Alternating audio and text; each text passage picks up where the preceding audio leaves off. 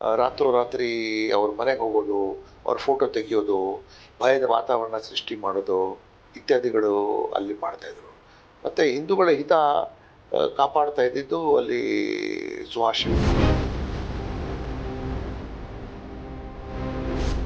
ಪೊಲೀಸ್ನವರು ಮನೆ ಒಳಗೆ ನುಗ್ಗಿ ಮೊಬೈಲ್ ಮೇಲೆ ಫೋಟೋಗ್ರಾಫ್ ತೆಗೆಯೋದು, ಜಿಯೋ ಟ್ಯಾಗ್ ಮಾಡೋದು ಅದಕ್ಕೆ, ಮತ್ತು ಫೋಟೋಗ್ರಾಫ್ ತೊಗೊಂಡು ಕಾಮೆಂಟ್ರಿ ಹಾಕೋದು, ಇಟ್ಸ್ ಆಲ್ ಬ್ಲಾಟೆಂಟ್ಲಿ ಇಲ್ಲೀಗಲ್. ಜನರಿಗೆ ಗೊತ್ತಿಲ್ಲ, ಜನರಿಗೆ ಗೊತ್ತಾದರೆ ಗಲಾಟೆ ಮಾಡ್ತಾರೆ. Local police is biased, it's incompetent, it's one sided. So ಅವರಿಂದ ಈ ಕೇಸ್ ಮಾಡೋದು ಬೇಡ. ಈ ಹಿಂದೂಗಳಿಗೆ ಸ್ವಲ್ಪ ಭಯ ಜಾಸ್ತಿ ಬೇರೆಯವ್ರು ಕಂಪೇರ್ ಮಾಡಿದ್ರೆ, ಏನೋ ನಮ್ಮ ಮರ್ಯಾದೆ ಹೋಗ್ಬಿಡುತ್ತೆ ಇತ್ಯಾದಿಗಳು ಅಂತ.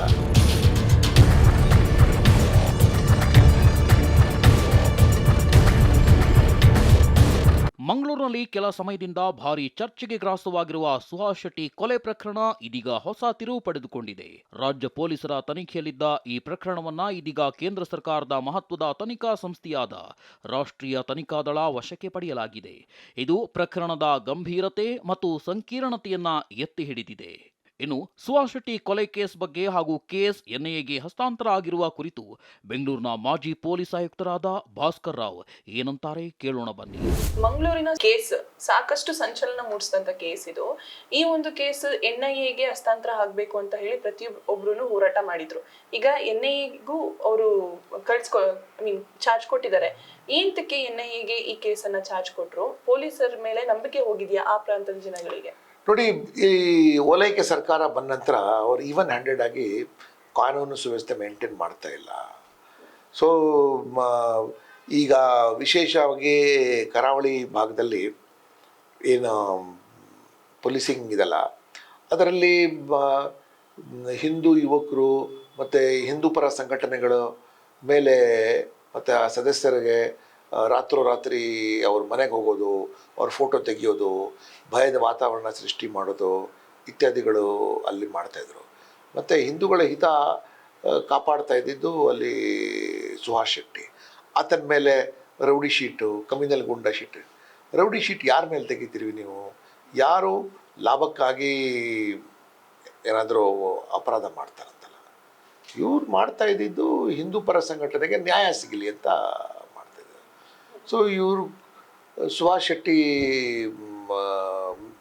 ಬರ್ಬರ್ ಕೊಲೆ ಆಗತ್ತೆ ಅಲ್ಲಿಗೆ. ಕೆಲವು ಬುರ್ಕ ಹಾಕ್ಕೊಂಡಿರೋ ಮಹಿಳೆಯರು ಕೂಡ ಅದಕ್ಕೆ ಈ ಸಹಾಯ ಮಾಡೋಕ್ಕೆ ಹಿಂಬದಿಯಲ್ಲಿ ಬರ್ತಾರೆ.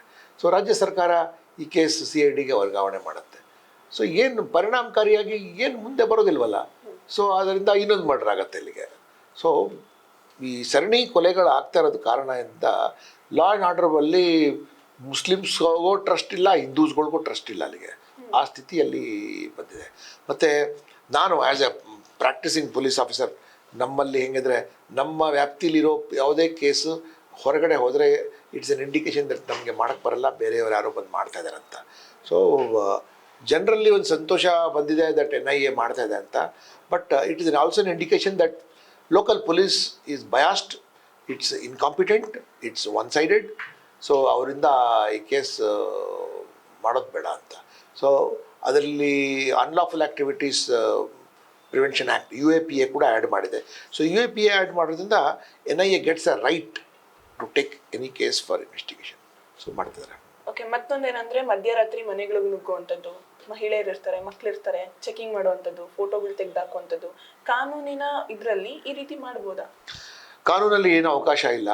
ಇದು ಪಾಪ ಜನ ಮುಗ್ಧರು ಮತ್ತು ಭಯದಲ್ಲಿ ಇರ್ತಾರೆ. ಪೊಲೀಸ್ ಅಂದ ತಕ್ಷಣ ಭಯ ಅವ್ರಿಗೆ ಆಗೋಗ್ಬಿಡುತ್ತೆ ಅಲ್ಲಿಗೆ. ಮತ್ತು ವಿಶೇಷವಾಗಿ ಈ ಹಿಂದೂಗಳಿಗೆ ಸ್ವಲ್ಪ ಭಯ ಜಾಸ್ತಿ ಬೇರೆಯವ್ರು ಕಂಪೇರ್ ಮಾಡಿದ್ರೆ, ಏನೋ ನಮ್ಮ ಮರ್ಯಾದೆ ಹೋಗ್ಬಿಡುತ್ತೆ ಇತ್ಯಾದಿಗಳು ಅಂತ. ಏನೋ ಅವರ ದೇವಿ ದೇವತಾಂದ್ರಗಳಿಗೆ ಮತ್ತು ಧರ್ಮವನ್ನು ರಕ್ಷಣೆ ಮಾಡೋಕ್ಕೆ ಏನೋ ಮಾಡೋಕ್ಕೆ ಹೋಗ್ತಾರೆ ಅಂತ. ಅದರಲ್ಲಿ ಇವ್ರಿಗೆ ಮನೆ ಒಳಗೆ ಹೋಗಿ ನುಗ್ಗಿ ಮಹಿಳೆಯರ ಮೇಲೆ ಕೇಸ್ ಹಾಕೋದು, ಮಹಿಳೆಯರಿಗೆ ಸ್ಟೇಷನ್ ಕರೆಸೋದು, ಇವ್ರಿಗೆ ಫೋಟೋ ತೆಗೆಯೋದಲ್ಲ ಸರಿ. ಸಿ ಫೋಟೋಗ್ರಾಫ್ ತೆಗೆಯೋದಿದೆಯಲ್ಲ, it's a very very sensitive international.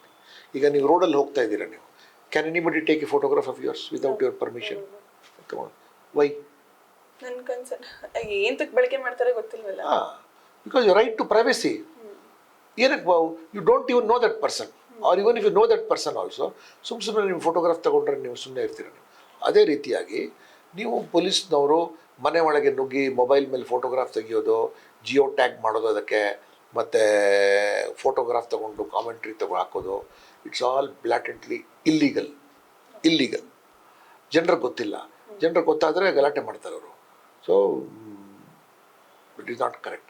ಮತ್ತು ಮಹಿಳೆಯರಿಗೆ ರಾತ್ರಿ ಪೊಲೀಸ್ ಸ್ಟೇಷನ್ ಕರೆಸೋದು, ಮತ್ತು ನಾಕ್ಟರ್ನಲ್ ವಿಸಿಟ್ ಅಂತಾರಲ್ಲ, ರಾತ್ರಿ ವಿಸಿಟ್ ಮಾಡೋದು, ಅದೆಲ್ಲ ಇಟ್ಸ್ ಇಲ್ಲಿಗಲ್.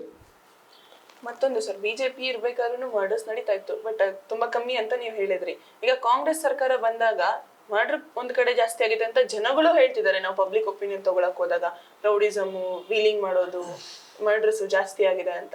ಜೊತೆಗೆ ಈ ರೀತಿ ಎಲ್ಲ ನಡೀತಾ ಇರೋದು ಎಲ್ಲ ಸರ್ಕಾರದ ವೈಫಲ್ಯ ಅಥವಾ ಅಲ್ಪಸಂಖ್ಯಾತರಿಗೆ ಸರ್ಕಾರದಿಂದ ಒಂದ್ ಸ್ವಲ್ಪ ಬೆಂಬಲ ಸಿಕ್ಕಂತಿದೆ ಅಂತ ಅನ್ಸುತ್ತಾ?